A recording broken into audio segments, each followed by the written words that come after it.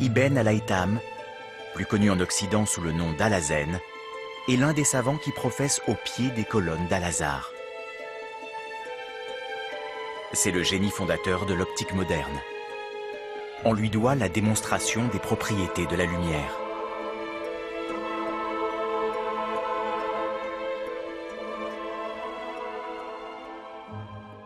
Je peux reproduire sa démonstration au moyen d'un tube en verre. Vous allez voir que la lumière progresse en ligne droite à travers le tube et qu'elle en ressort ici pour venir frapper l'écran en ce point.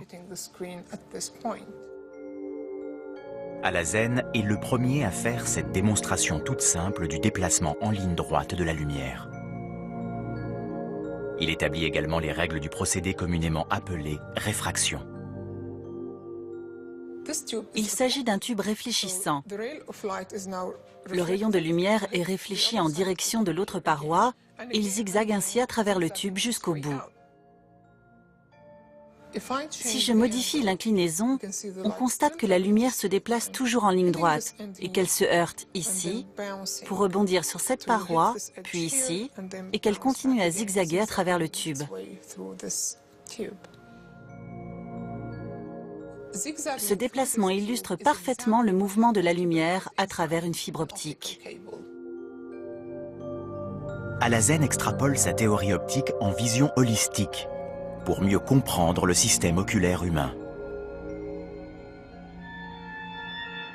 Il procède à une expérience brillante qu'il nomme Al-Bayt al-Mutlim, qu'on traduit par chambre noire ou camera obscura en latin.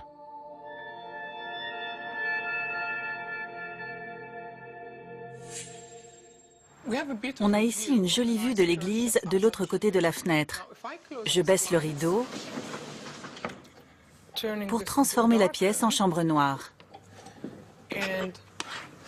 Un trou est percé dans le rideau et à travers lui, je peux saisir une image de l'église sur cet écran transparent. Cependant, l'image est inversée. Al-Hazen l'explique.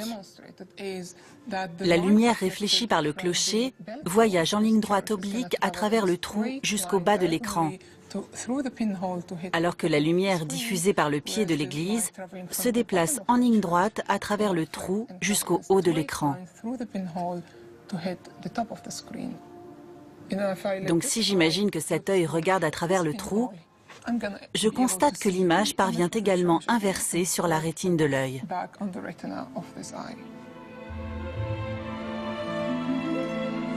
Tout le génie d'Al-Hazen consiste à comprendre que ce principe explique le fonctionnement de la vision humaine.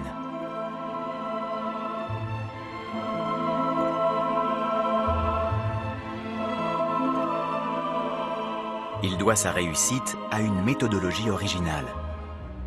Il établit une théorie qu'il met à l'épreuve par l'expérimentation avant d'en publier les résultats.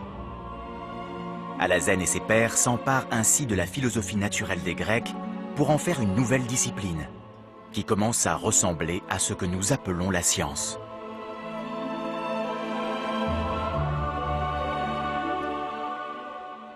Il a conduit un nombre très important d'expériences. Il démontrait ce que beaucoup tenaient pour évident.